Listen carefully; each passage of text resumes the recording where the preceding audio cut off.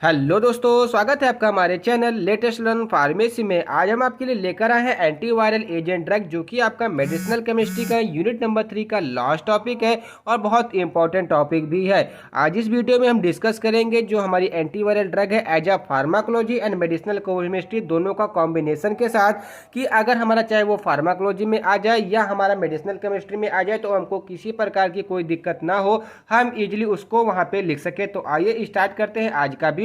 सबसे पहले बात आती है कि वायरस क्या होते हैं और वायरस को कैसे किल किया जा सकता है, कितने सूक्ष्म होते हैं और कैसे हमारे बॉडी के अंदर इंटर करता है। अगर ये चीज अगर आपको समझ में आ गई तो जितने भी इसके मैकेनिज्म ऑफ एक्शन है, जितने भी इसकी फार्माकोलॉजी है वो समझ में आ जाएगी और बाकी स्ट्रक्चर का खेल रहेगा वो चल के हम आगे डिस्कस करेंगे, ठीक है ना। तो वायरस क्या होते हैं?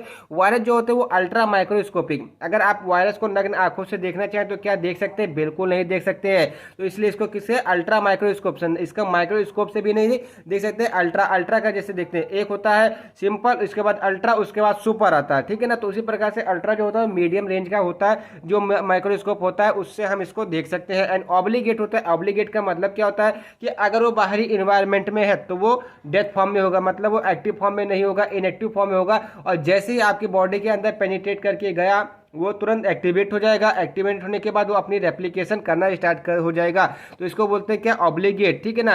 And intracellular infected disease causing agent, और जो हमारे इंट्रासेल्युलर जो मतलब हमारे जैसे लंग्स हो गए या हमारी किडनी वगैरह हो गए, जो हमारी हिपेटिक वगैरह हो गए, उसमें ये क्या कहता है? इन्फेक्शन कॉज करता है। तो virus are completely dependent on the host cell for their replication. तो हम ये कह सकते हैं क्योंकि ये ऑब्लिगेट है तो हम ये बोल सकते हैं कि जो वायरस होते हैं अपने रेप्लिकेशन के लिए, अपने डेवलपमेंट के लिए सिंपली किसके ऊपर निर्भर करते हैं? होस्ट सेल के ऊपर। अगर होस्ट सेल से इनको न्यूट्रिशंस ना मिले तो ये रेप्लिकेशन नहीं कर पाएंगे और हमारा जो वायरस होगा वो किल हो जाएगा। तो ये था सिंपल सा क्या एंटीवायरल एजेंट वायरस के बारे में। अब इसके रेप्लिकेशन के बारे में समझते हैं कि कैसे हमारे बॉडी के अंदर ये रेप्लिकेट करता है। तो सबसे पहले जो वायरस आपके इन्वायरमेंट में है, अब ये किसी भी प्रकार से आपके बॉडी के अंदर इंटर कर सकता है। फॉर एग्जांपल के तौर पे हमने कोरोना वायरस मान लिया, कोविड-19 वायरस मान लिया, ठीक है ना। तो मान लीजिए कि आपका कोविड-19 वायरस है और ये आपका जीनोम, जीनोम का मतलब क्या है? जैसे आपका बॉडी सेल है, ठीक है ना। होस्ट सेल का मतलब बॉडी सेल, इसका मतलब क्या है कि आपकी बॉडी है। तो जब ये वायरस और बॉडी सेल आपस में अधेर होंगे, जैसे आपने श्वास के द्वारा आप उसको अंदर लिया तो दोनों का अटैचमेंट हो, अधेशन हो, दोनों आपस में जुड़े। अब जब जुड़े तो यहाँ पर क्या करेंगे? यहाँ पर ये अटैक कर देगा। आप जैसे ही अधेर हो जाएंगे, अधेर के बाद क्या जाएगा? इसका पेनिट्रेशन होने लगेगा। पेनिट्रेशन का मतलब क्या है? जो आपकी नॉर्मल जीनोम सेल थी, होस्ट सेल थी, ये जाकर के यहां से लिपट जाएगा, इसको एंडोसाइटोसिस के द्वारा अंदर जाने की कोशिश करेगा। तो ये पेनिट्रेशन कर देगा, अंदर जाने की कोशिश करेगा। उसके बाद ये फुली पेनिट्रेट करके अंदर चला जाएगा। जैसे ही अंदर जाएगा तो क्या हो जाएगा? ये अपने न्यूक्लियस को बनाना स्टार्ट करेगा। अभी आप यहाँ पे देख सकते हैं कि ये हमारा होस्ट सेल के साथ में, ये हमारा होस्ट सेल है, ठीक है ना। उसके साथ में हमारा ये पेनिट्रेटेड करके हमारा जो वायरस का सेल है ये भी यहाँ पर आ गया है। क्योंकि ये ज्यादा अमाउंट में नहीं है तो इसलिए अभी यहाँ पे थोड़ा अभी आगे ये रेप्लिकेट करेगा। तो फर्दर क्या होगा कि जो ये न्यूक्लियस होगा, जो डीएनए होगा, वो आरएनए पॉलीमरेज की सहायता से आरएनए बनाएगा और डीएनए पॉलीमरेज की सहायता से एक और वायरल डीएनए बनाएगा, इस जिसको हम क्या बोलते हैं? Transcription in the host cell, ठीक है ना। अब फर्दर क्या होगा कि वहाँ पर हमारा एक नए मतलब होस्ट का मतलब जो हमारी रेप्लिकेट जो वायरस का जो एक सेल होता है वहाँ पर निर्माण हो जाएगा। तो सिंपली आप देख सकते हैं, अगर ये स्ट्रक्चर आप देखेंगे तो 50s राइबोसोम और ये 30s राइबोसोम में बीच में हमारा एमआरएनए है, जो क्या करता है? ट्रांसपेप्टाइड बॉन्ड के फॉर्मेशन करता है, एसिड पेप्टाइड बॉन्ड का फॉर्मेशन करता है, जिसकी वजह से हमारा सेल वॉल के सिंथेसिस होती है। तो जैसे ही यहाँ पर हुआ तो ये उसने अपने सिंथेसिस करना स्टार्ट कर दिया। उसकी वजह से मतलब इसकी वजह से क्या हुआ? हमको दो चीज मिला, एक स्ट्रक्चर प्रोटीन मिला, एक रेगुलेटरी प्रोटीन मिला और साथ में हमको एक वायरल एंजाइम भी मिला। हम ये फर्दर क्या करेंगे? एंजाइम भी हो गया, उसके पास एक प्रोटीन भी हो गया, प्रोटीन के बाद उसके पास एक रेगुलेटरी प्रोटीन मतलब जो इसको रेगुलेट कर सके ऐसा प्रोटीन भी उसको मिल गया। अब फर्दर क्या करेगा? ये साइटोप्लाज्म में अपनी रेप्लिकेशन मतलब अपनी जनसंख्या को बढ़ाना स्टार्ट कर देगा। तो इनसाइड द सेल इसने अपनी जनसंख्या को क्या किया? स्टार्ट कर दिया बढ़ाने के लिए। तो यहाँ पर आज देख सकते हैं कि जो होस्ट सेल न्यूक्लियस है और जो साइटोप्लाज्म में जो वायरस के जितने भी हमारे वो मतलब आप देख रहे हैं स्ट्रक्चर देख रहे हैं, दोनों सेम हो गए, मतलब तीर और तीर। तो इसका मतलब क्या? इसने बराबरी कर ली। अब ये बना दिया एक असेंबली। उसके बाद क्या करेंगे? होस्ट सेल से फिर से बर्डिंग करेंगे। जैसे बर्डिंग का क्या मतलब होता है कि उस सरफेस से हट करके और फिर दूसरे सरफेस पे चिपकना। तो ये क्या कहते हैं? बर्डिंग करेंगे, इससे अलग हो जाएगा। इस प्रकार से एक पूरा वायरस बन जाएगा। देखिए कितना खुश है यहाँ पे। लेकिन जैसे इसके ऊपर कोविड कोविड-19 के वैक्सीन लगेगा तुरंत नाराज हो जाएगा, ठीक है ना। तो अभी तो इसको खुश रहने दीजिए। अभी जब इसके ड्रग के बारे में बात करेंगे तो नाराज होता हुआ आपको दिखाई देगा इसी वीडियो में, ठीक है ना। तो आपको ये चीज समझ में आ गई। अब यहीं पर आप इसका मैकेनिज्म ऑफ एक्शन भी लिख सकते हैं। अगर फार्माकोलॉजी आप लिख रहे हैं तो आपको इतनी चीज बनानी है, और साथ में अगर आप फार्माकोलॉजी लिख रहे हैं और ड्रग का भी एग्जाम्पल दे रहे हैं तो यहाँ पर आपको इनहिबिशन दिखा देंगे, तो आपको फुल एंड फुल मार्क्स मिल जाएंगे। तो ये बात हो गई आपकी क्या वायरल मतलब वायरल इन्फेक्शन के बारे में, कैसे वायरस जो होता है आपकी बॉडी के अंदर कैसे रिप्लिकेट करता है। अब बात आती है एंटी वायरल एजेंट के बारे में। तो ऐसे एजेंट जो या तो आइदर इनहिबिट द पेनिट्रेशन, अगर पेनिट्रेशन को रोकें, या डीएनए पॉलीमरेज के सिंथेसिस को इनहिबिट करे, या फिर जो ट्रांसक्रिप्शन प्रोसेस हो रहा है उसको इनहिबिट कर दे, तो उसी को क्या बोलते हैं, एंटी वायरल एजेंट। अगर सिंपली बोले तो ऐसे एजेंट जो कि वायरस को किल करते हो उनको क्या बोलते हैं, एंटी वायरल एजेंट या एंटी वायरल ड्रग बोलते हैं। वैसे क्लासिफिकेशन देखते हैं। बेसिकली इसका जो क्लासिफिकेशन है वो 4 टाइप का है, और 4 टाइप में भी सब टाइप्स है, तो उसके बारे में हम यहाँ पे डिस्कस करेंगे। तो जब सबसे पहला आता है वो ऐसे एजेंट जो कि पेनिट्रेशन को इनहिबिट करें और अनकोटिंग को इनहिबिट करते हो, उनको क्या बोलते हैं हम, inhibitor of the penetration and uncoating of the virus, ठीक है ना। पहली ड्रग जो इसमें आती है वो एमेंटाडिन, और दूसरी जगह से रेमेंटाडिन HCl आती है। तो एमेंटाडिन का स्ट्रक्चर सिंपल आप इस तरीके से है, और रिमेंटाडिन HCl का स्ट्रक्चर इसी प्रकार से बस क्या है, यहाँ पे NH2 जो यहाँ पे लगा था, यहाँ पे CH और CH3 यहाँ पे मतलब एक एथाइल ग्रुप करके और यहाँ पे जुड़ गया, और ये हमारा क्या हुआ, रिमेंटाडिन HCl बन गया, ठीक है ना। उसके बाद जो दूसरी जगह आती है inhibitor of the DNA polymerase, मतलब ऐसे एंजाइम जो डीएनए पॉलीमरेज को इनहिबिट करें। तो अगर मैंने आपको अभी आपको जस्ट यहाँ पे दिखाया था कि जो डीएनए मॉलिक्यूल डीएनए पॉलीमरेज की सहायता से एक नया डीएनए बनाएगा, तो जो ये हमारी ड्रग होगी, मतलब जो इनहिबिटर ऑफ डीएनए पॉलीमरेज इसी डीएनए पॉलीमरेज को इनहिबिट करेगी, जिसके जैसे दूसरा डीएनए का सीक्वेंस ना बन पाए।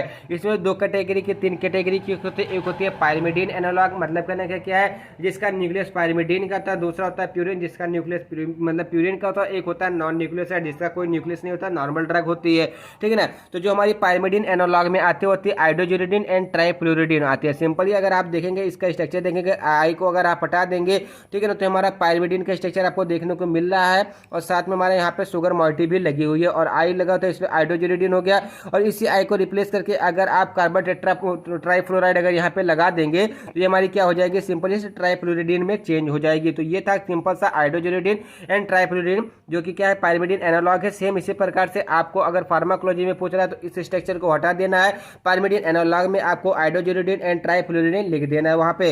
उसके बाद आता है प्यूरिन एनालॉग, मतलब प्यूरिन, उसमें प्यूरिन की मॉइटी वहाँ पे पाई जाएगी, उसिन की मॉइटी पाई जाएगी, जिसमें आता है एसाइक्लोबिर, जिसकी आपकी सिंथेसिस भी देखनी है, तो इसके स्ट्रक्चर के बारे में सिंथेसिस में डिस्कस करेंगे। उसके बाद जेनसाइकोवीर आता है। जेनसाइकोवीर इसमें कुछ भी अंतर नहीं है, यहाँ पे सिंपल जो CH2OH है इसी को हमको 2 कर देना, 2 क्वांटिटी में कर देना, ये हमारी क्या बन जाएगी, जेनिसाइक्लोवीर बन जाएगी, ठीक है ना। उसके बाद आता है नॉन न्यूक्लियोसाइड, जिसमें कोई भी न्यूक्लियोसाइड नहीं प्रेजेंट होता है, जैसे आती है फॉस्फेरेट सोडियम आता है। तो सिंपली आप जैसे सोडियम और साथ में हमारा क्या लगा, फास्फोरस ग्रुप लगा हुआ है और फिर सोडियम लगा हुआ है। तो अगर आप इसके स्ट्रक्चर को ऐसे तोड़ देंगे तो सिंपली देखेंगे ये वाला, ये चीज आप देखेंगे और ये चीज देखेंगे तो सेम मेटेरियल है, तो इसलिए ये क्या हो गया, पैसरेट सोडियम हो गया, ठीक है ना। तो हमारी कौन से ये क्या करेंगे, डीएनए पॉलीमरेज एंजाइम को इनहिबिट करेंगे, जिसकी वजह से एक नया डीएनए वहां पे नहीं डेवलप हो पाएगा, ठीक है ना। जो इसमें नेक्स्ट ड्रग आती है वो रिवर्स ट्रांसक्रिप्टेज एंजाइम को इनहिबिट कर देंगे। तो अगर जैसे मैंने आपको बताया था, तो यहाँ पे रिवर्स ट्रांसक्रिप्टेज एंजाइम कहाँ पे हो रहा है, सिंपली आप देखेंगे यहाँ पे ट्रांसक्रिप्शन प्रोसेस हो रहा है।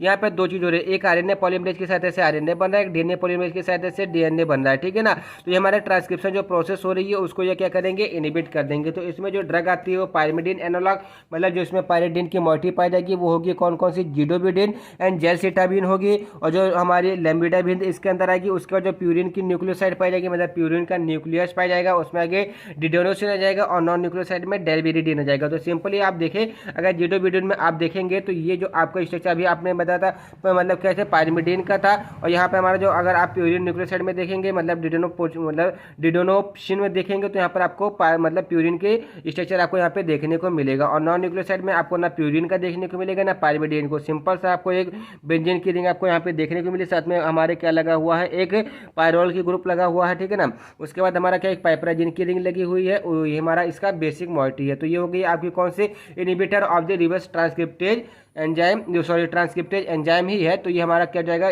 सिंपल क्या करेगा, डीएनए की सिंथेसिस को इनहिबिट करेगा, ठीक है ना, या ट्रांसक्रिप्शन के प्रोसेस को इनहिबिट कर देगा। उसके बाद आता है inhibitor of the HIV protein proteases, मतलब ऐसी ड्रग जो कि HIV प्रोटीज को इनहिबिट करती हो, जिसमें आता है इंडिनिवाविर आता है, एसोकुनेविर आता है, ठीक है ना।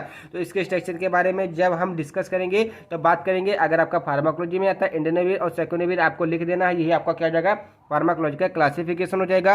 अगर मेडिसिनल केमिस्ट्री का क्लासिफिकेशन देना तो आपको इस प्रकार से देना होगा। आपको इसका स्ट्रक्चर एक एक से मतलब 3 बार ड्रॉ कर लीजिएगा, आसानी से आप इसको ड्रॉ कर लीजिएंगे अपने मतलब जब फाइनल एग्जाम आप दे रहे होंगे तो, ठीक है। तो ये बात हो गई आपकी क्लासिफिकेशन की, जो कि एकदम जनरल मैंने आपको बताया, कोई डिफिकल्ट स्ट्रक्चर नहीं है।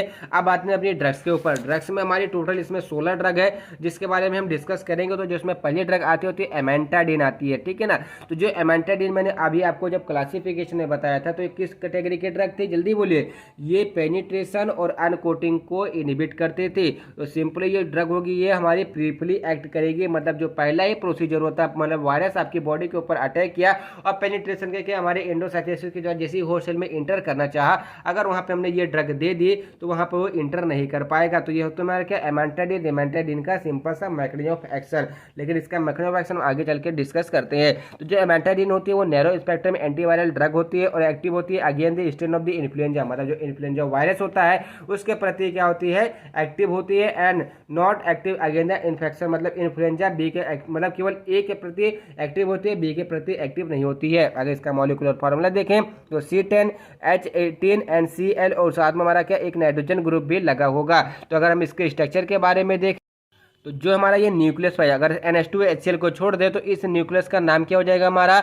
एडमेंटन हो जाएगा, ठीक है ना। तो हमारा पहले पोजीशन पे एमाइन ग्रुप लगा, तो इसलिए इसको क्या बोलेंगे, एडमेंटन 1 एमाइन और हाइड्रोक्लोराइड, इसका यूपीएससी नेम हो जाएगा। अगर इसके मैकेनिज्म ऑफ एक्शन के बारे में बात करें तो हमारा क्या होता है कि जो हमारा वायरस होता है उसके ऊपर क्या होती है, एक M2 प्रोटीन होती है, ठीक है ना। M2 रिसेप्टर की प्रोटीन होती है। जब उस पर H+ मेडिएटर जाकर के बाइंड करते हैं तो वो अपनी अनकोटिंग स्टार्ट कर देती है। जैसे अनकोटिंग करेंगे तैसे वो रेप्लिकेशन स्टार्ट कर देंगे और सेल हमारा रेप्लिकेट होने लगेगा। तो जो हमारी एमेंटाडिन होगी इसी M2 प्रोटीन को क्या कर देगी, ब्लॉक कर देगी। जब इसको ब्लॉक कर देगी तो कंपीट कर देगी किससे, H+ मेडिएटर से। तो जब H+ मेडिएटर से कंपीट करेगा तो H+ मेडिएटर M2 प्रोटीन के रिसेप्टर पे जाकर के बाइंड नहीं कर पाएगा, जिसकी वजह से वहाँ पे अनकोटिंग की प्रोसेस नहीं हो पाएगी और हमारा जो सेल रेप्लिकेशन हो रहा था वो सेल रेप्लिकेशन नहीं हो पाएगा।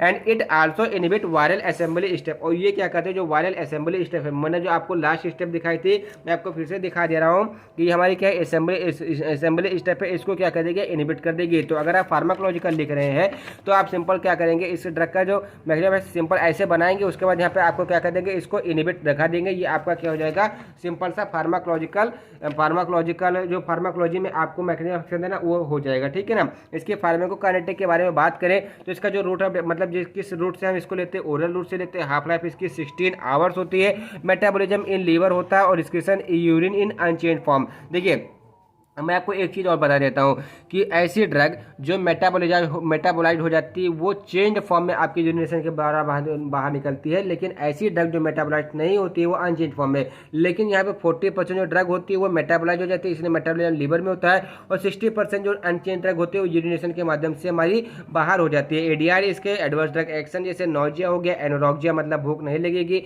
एंकल ओडिमा मतलब आपके पैरों में सूजन हो जाएगी, यूरिन रिटेंशन हो जाएगा, insomnia, confusion and dizziness common adverse action है। थेराप्यूटिक यूज के बारे में बताते हैं, using the prophylaxis and treatment of the influenza ए, जैसे कि मैंने आपको जस्ट अभी बताया शुरुआत में कि ये इन्फ्लुएंजा ए के प्रति क्या है, एक्टिव है, अगेंस्ट उसके एक्टिव है। एंड आल्सो यूजिंग द परकिनोनिज्म, मतलब परकिनोनिज्म में भी इसका यूज किया जाता है, ठीक है ना। अब उसके बाद जो मेरी दूसरी ड्रग आती है वो आती है रिमेंटाडिन हाइड्रोक्लोराइड। सेम इट इज आपके एमेंटाडिन के तरीके से, बस ये थोड़ी सी ज़्यादा पोटेंट होती है, किसकी वजह से, एक एथाइल ग्रुप के लग जाने की वजह से। तो इसका जो मॉलिक्यूलर वेट हो जाता है वो 215.76 ग्राम पर मोल हो जाता है, और इसका जो मॉलिक्यूलर फार्मूला C12H22Cl हो जाएगा। इसका क्या मॉलिक्यूलर फार्मूला, इसका जो एडवर्स एक्शन है, फार्माकोकाइनेटिक प्रॉपर्टीज है, मैकेनिज्म ऑफ एक्शन है, सेम इज एमेंटाडिन के तरीके से ही है। उसके बाद जो आपकी तीसरी ड्रग आती है वो होती है आइडोज्यूरिडीन। ये क्या कहता है, DNA पॉलीमरेज को इनहिबिट करता है, जो कि मैंने आपको जस्ट बताया। अगर आप इसका स्ट्रक्चर देखेंगे तो यहाँ पर आपको पाइरिमिडीन की रिंग आपको देखने को मिल रही होगी, साथ में हमारा आई लगा हुआ, तो हमारी क्या जाएगा आइडोजोलिन पाइरिमिडीन के एनालॉग है, ठीक है ना। इसका जो मैकेनिज्म ऑफ एक्शन है ये समझ लेते हैं कैसे ये वर्क करती है हमारे बॉडी के ऊपर या सेल को किल करने के लिए कैसे ये वर्क करती है। तो ये कंप्लीट करते हैं सीक्वेंस ऑफ द थायमिडीन। देखिए आपने देखा होगा कि अगर आप डीएनए की सीक्वेंस देखें तो AGCT, अगर आपने ये अमीनो एसिड देखा होगा एडेनिन ग्वानिन साइटोसिन थाइमिन देखा होगा, तो इसका एक सीक्वेंस बनता है और उसी सीक्वेंस से हमारा mRNA बनता है। mRNA से फिर हमारे आगे चल करके क्या होता है, हमारा एक न्यूक्लियस तैयार होता है, ठीक है ना। तो ये क्या करेंगे, जो वो AGCT है, ठीक है ना, वो जो इसमें मतलब AGCT मतलब थायमिडीन है, तो उस थायमिडीन को लोकल करके उसकी जगह पर अपना जाकर के बाइंड हो जाएगा, जिसकी वजह से अमीनो एसिड का जो सीक्वेंस होगा वहां पे दूसरा हो जाएगा और जिसकी वजह से एक एबनॉर्मल स्ट्रैंड के डीएनए की सिंथेसिस हो जाएगी। अब जब डीएनए हमारा सही रहेगा ही नहीं तो हमारा आगे चल के वो रेप्लिकेट होगा, हो भी नहीं पाएगा और ना ही एक नए सेल का निर्माण कर पाएगा, ठीक है। तो इसका जो मैकेनिज्म ऑफ एक्शन कुछ इसी प्रकार से था। And active against the herpes virus या हर्पीज सिम्प्लेक्स वायरस के प्रति ये क्या होते हैं, एक्टिव होते हैं। अगर इसकी फार्माकोकाइनेटिक प्रॉपर्टीज के बारे में बात करें तो रूट ऑफ एडमिनिस्ट्रेशन इसका टॉपिकल रूट से लिया जाता है, जो कि आपके इसके स्किन के अंदर एब्जॉर्ब नहीं होता है, ठीक है ना। एडीआर इसका क्या आता है, एंजियोडेमा, मतलब आपके लिप वगैरह पे स्वेलिंग हो जाती है। ऑकुलर इरिटेशन, क्योंकि आप इसको टॉपिकल यूज करें तो ऑकुलर इरिटेशन भी हो सकता है। एंड फोटोफोबिया भी इससे क्या है, कुछ एडवर्स एक्शन है। और नाउ इट इज रेस्ट्रिकेटेड, लेकिन आइडोजोलिडीन इस समय रेस्ट्रिकेटेड हो चुकी है क्योंकि आयोडीन का वैसे मॉलिक्यूलर वेट ज़्यादा होता है, जिसकी वजह से हाइपर सेंसिटिविटी रिएक्शन इसकी ज़्यादा होगी। उसके बाद इसकी जगह पर हमारा दूसरी ड्रग है कौन सी, ट्राइफ्लोरिडीन, जो कि आज भी यूज हो रही है। इसका स्ट्रक्चर सिंपल कुछ नहीं है, यहाँ पर आपके फ्लोराइड ग्रुप यहाँ पे लगा दिया गया है जैसे में हाइड्रोजिनोडिन की जगह से। एंड इफेक्टिव अगेन मतलब इसको जो इफेक्टिव होता है HSV1 एंड HSV2 एंडेनो वायरस के प्रति क्या होते हैं, एक्टिव होते हैं। इसकी जो फार्माकोकाइनेटिक मतलब प्रॉपर्टीज का एडमिनिस्ट्रेशन से इसका टॉपिकल ऑकुलर रूट से लेते हैं, तो इसका मतलब क्या है, इसका मतलब सिस्टमिक एब्जॉर्प्शन नहीं होता है। एडवर्स एक्शन के बारे में बात करें तो जहाँ पर आप इसको अप्लाई करेंगे वहाँ पर आपको बर्निंग स्टिंगिंग सेंसेशन होगा। एंड कैरोटोपैथी, कैरोटोपैथी क्या होता है, जैसे बिलिरुबिन का सिक्रेशन बढ़ जाएगा जिसकी वजह से आपको बिलिरुबिनिया हो जाएगा, जिसको बोलते हैं कैरोटोपैथी, जाकर के आपके ब्रेन को बिलिरुबिन जाकर के आपके ब्रेन को डैमेज कर देगी, जिसी को क्या बोलते हैं, कैरोटोपैथी बोलते हैं। एंड इंक्रीज कर देगा इंट्रा ऑकुलर प्रेशर को, जिसकी वजह से आपको माइलोमा वगैरह होने के चांसेस वहाँ पे ज़्यादा हो जाएंगे। अब इसके थेराप्यूटिक यूजेस के बारे में बात करें तो हर्पीज वायरस के ट्रीटमेंट में इसका यूज किया जाता है। अब आते हैं हमारी एसाइक्लोविर, जिसकी हमको सिंथेसिस भी पढ़नी है, ठीक है। तो जो एसाइक्लोविर है इट इज ए प्रोड्रग, ये प्रोड्रग होती है। प्रोड्रग क्या होता है, मैंने आपको मेडिसिनल केमिस्ट्री के सेकंड यूनिट में अच्छे तरीके से समझाया। प्रोड्रग ऐसी इन बायोलॉजिकल इनएक्टिव फॉर्म में होती है जो कि क्या होती है, अगर आप उसको बाहर देखेंगे तो इनएक्टिव होगी, लेकिन जैसे ही किसी बैरियर को क्रॉस करके अपने साइट ऑफ एक्शन पे जाएगी वो क्या हो जाएगी, मेटाबोलाइज होकर के एक नए फॉर्म मतलब एक्टिव फॉर्म में चेंज हो जाएगी। इसी को क्या बोलते हैं, प्रोडक्ट बोलते हैं। And get activated in the virus cell, और जो हमारी साइक्लोविर होगी वो जैसे ही वायरस के सेल के अंदर एंट्री करेगी ये क्या करेगा, फास्फोरिलेशन प्रोसेस करेगी और एक्टिवेट हो जाएगी। अब इसका जो मॉलिक्यूलर फार्मूला होता है C8H11N5O3 होता है। इसका जो मॉलिक्यूलर वेट होता है 22 मतलब 225.21 ग्राम पर मोल होता है। इसका स्ट्रक्चर प्यूरिन एनालॉग होता है। आप देखें प्यूरिन का यहाँ पर सिंपल सा स्ट्रक्चर, सॉरी ये प्यूरिन नहीं है, आपको ग्वानिन देख रहे हैं। यहाँ पर अगर डबल बॉन्ड होता तो ये प्यूरिन होता, लेकिन चूंकि यहाँ पर हमारा एक सिंगल बॉन्ड NH2 है तो ये हमारा क्या हो जाएगा, ग्वानिन हो जाएगा। और साथ में हमारा CH2O CH2OH हमारा यहाँ पे लगा हुआ, तो हमारे क्या साइक्लोविर हो गई। अब इसके सिंथेसिस को हम देखें तो सिंपली आपको ग्वानिन लेना है। ग्वानिन के साथ में देखिए अब ये ग्वानिन का स्ट्रक्चर है और साथ में आपको किसके साथ एक्शन करिए, 2-क्लोरोमेथाइल एथाइल बेंजोएट। मतलब अगर आप यहाँ पे देखेंगे तो यहाँ पर हमारा क्या हो जाएगा, बेंजीन और COO होगा, तो ये हमारा क्या जाएगा, बेंजोएट हो जाएगा। CH2CH2O CH2Cl हमारा क्या जाएगा, दो मतलब दूसरी पोजीशन पे क्लोरो और मेथाइल एथाइल मतलब CH2CH2 ये हमारा एथाइल ग्रुप हो जाएगा और यहाँ पर हमारा क्या मेथाइल ग्रुप लगा हुआ है और ये हमारा क्या जाएगा, बेंजोएट हो जाएगा, ठीक है ना। अब ये दोनों आपस में कपलिंग रिएक्शन करेंगे और हमारा एक इंटरमीडिएट बनाएगा, कुछ नहीं सिंपल सा जो यहाँ का आगे का पोर्शन है, मतलब ये जो Cl वाला पोर्शन है इसको एलिमिनेट कर दे, H के साथ HCl बाहर हो जाएगा और आपका CH2O ठीक है ना, CH2 CO ये CO आपका हो जाएगा और आपके बेंजीन की रिंग यहाँ पे लग जाएगी। फर्दर अगर इसका सोडियम हाइड्रोक्साइड के साथ रिएक्शन कराएंगे तो क्या होगा, सिंपल सा मतलब कुछ नहीं, आप सिंपल से देखेंगे तो जो आपको ये वाली रिंग आपको देखने मतलब CO और फिर ये बेंजीन की रिंग में यहाँ पर इसका OH जाकर के जुड़ जाएगा और बेंजोइक एसिड बाहर हो जाएगा और आपको एसाइक्लोविर का स्ट्रक्चर मिल जाएगा। तो ये थी क्या इसकी सिंथेसिस। अब इसके मैकेनिज्म ऑफ एक्शन के बारे में बात करें तो जो एसाइक्लोविर होता है, चूंकि ये प्रोड्रग होती है, ये जैसे ही हमारे जो वायरस होते हैं इसके सेल के अंदर एक एंजाइम प्रेजेंट होता है जिसको बोलते हैं वायरल थाइमिडीन काइनेज एंजाइम, ठीक है ना। और जैसे ये एसाइक्लोविर हमारा वायरल थाइमिडीन काइनेज एंजाइम से जाकर के इंटरेक्ट करेगा, ये एसाइक्लोविर को एसाइक्लोमोनोफॉस्फेट में कन्वर्ट कर देगा।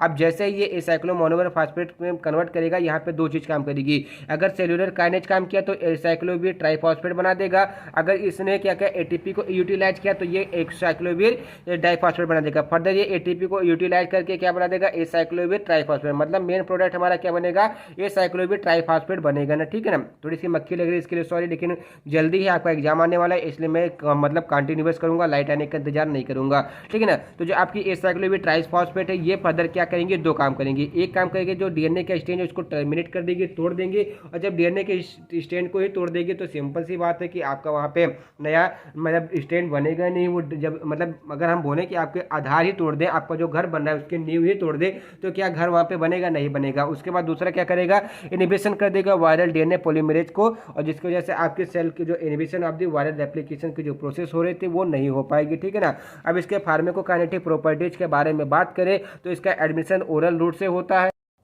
इसकी जो फार्माकोकाइनेटिक प्रॉपर्टीज के बारे में बात करते हैं, एडमिशन का ओरल रूट से होता है जिसकी बायोबिलिटी 15 से 20% होती है, ठीक है ना। और आईवी अगर आप इसको इंटेक करेंगे तो 100% इसकी बायोबिलिटी आपको देखने को मिलेगी।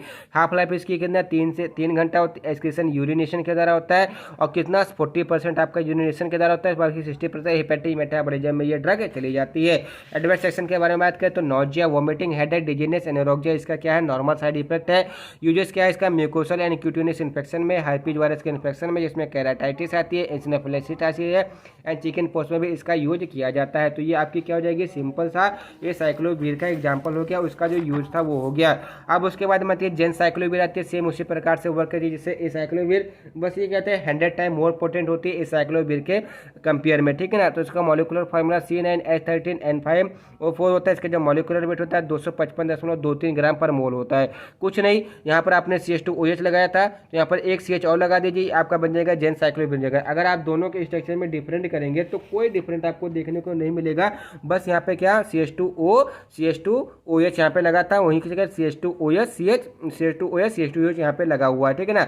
अब इसका जो मैकेनिज्म ऑफ एक्शन सेम होता है। इसका फार्माकोकाइनेटिक प्रॉपर्टीज के बारे में बात करें तो एडमिसिस का ओरल आईवी दोनों रूट से होता है। मेटाबॉलिज्म सेम होता है, मतलब some part get metabolise in the liver and urine exchange में मतलब क्या होता है स्क्रीट आउट हो जाता है। हाफ लाइफ इसके 2 से 4 घंटा होती है। एडवर्स एक्शन इसका कुछ ज़्यादा होता है, बोन मरो टॉक्सिसिटी कॉज करता है, फीवर, रैशेस, हेडेक, कन्वर्जन इसके नॉर्मल साइड इफेक्ट हैं। अब यूजेस के बारे में कहते हैं due to highest systemic toxicity it is limited, मतलब इसका जो यूज होता है वो लिमिटेड होता है क्योंकि हाईएस्ट सिस्टमिक टॉक्सिसिटी होती है इसकी। And use in the colon and retina infection, और इसका जो यूज करते हैं वो कॉलन और रेटिना के इन्फेक्शन में यूज करते हैं। अब आती है नेक्स्ट हमारी जिडोबुडिन। ये जो जिडोबुडिन होती है ये it is a nucleoside transcriptase inhibitor होती है, मतलब ये जो ट्रांसक्रिप्शन की प्रोसेस होती है उसको इनहिबिट करती है। And effective against the HIV first and HIV second या रेट्रोवायरस के प्रति ये एक्टिव होती है। अब इसके मॉलिक्यूलर फार्मूला के बारे में बात करें तो C10H13N5O4 होता है। इसका जो मॉलिक्यूलर वेट होता है 267.24 ग्राम पर मोल होता है। अगर हम इसके स्ट्रक्चर के बारे में देखें तो सिंपली आप देख सकते हैं कि यहाँ पर हमारा पायरिमिडीन की रिंग लगी हुई है, साथ में हमारा क्या लगा फॉस्फेट ग्रुप लगा, और यहाँ पर हमारा क्या 3 नाइट्रोजन ग्रुप लगा हुआ है। अब इसके मैक्रोनिज्म ऑफ एक्शन देखें तो जो जिडोबुडिन होगा वो थायमिडेज काइनेज एंजाइम के साथ में रिएक्शन करके क्या बनाएगा जिडोबुडिन 5 मोनोडाई, उसके बाद फिर ट्राइफॉस्फेट बनाएगा। वहाँ पे हमने क्या देखा था, वहाँ पे हमारा क्या बना था आइडोजिडोडिन वगैरह, मतलब इस साइक्लोवीर का मैक्रोनिज्म ऑफ एक्शन क्या था, वहाँ पर वो मतलब इस साइक्लोवीर और थायमिडीन के साथ में रिएक्शन करके क्या बना रहा था हमारा मतलब ट्राइफॉस्फेट बना था, जिसकी वजह से वहाँ पर उसकी सिंथेसिस मतलब टर्मिनेशन हो रही थी और मतलब इनहिबिशन हो रहा था। तो ये जो डिविडेंड होगा कंप्लीट करेगा नॉर्मल डीएनए सीक्वेंस से, मतलब क्या करेगा टर्मिनेशन कर देगा डीएनए के स्ट्रैंड को, इनहिबिट कर देगा सेल डीएनए के सिंथेसिस को। अब इसकी फार्माकोकाइनेटिक प्रॉपर्टी देखो तो एडमिशन से ओरल रूट से लेते हैं जिसकी बायोबिलिटी 60% होती है। हाफ लाइफ इसका 1 घंटा होता है। Excretion in urine and may be penetrate, ये पेनिट्रेट कर सकती है मतलब cerebro spinal fluid and placental barrier को भी ये क्या करती है पेनिट्रेट कर सकती है, ठीक है ना। उसके बाद इसमें जो आपके नेक्स्ट ड्रग आती है इसका एडवर्स एक्शन क्या है, nausea, vomiting, anorexia, headache, insomnia, myositis, ये इसका नॉर्मल साइड इफेक्ट है। इसका जो यूज होता है जोटोबिडिन के साथ, अगर इसका यूज अगर अलग मतलब और भी सही जो एमांटाइडिन वगैरह के साथ अगर इसका यूज करते हो इसकी एफिकेसी बढ़ जाएगी।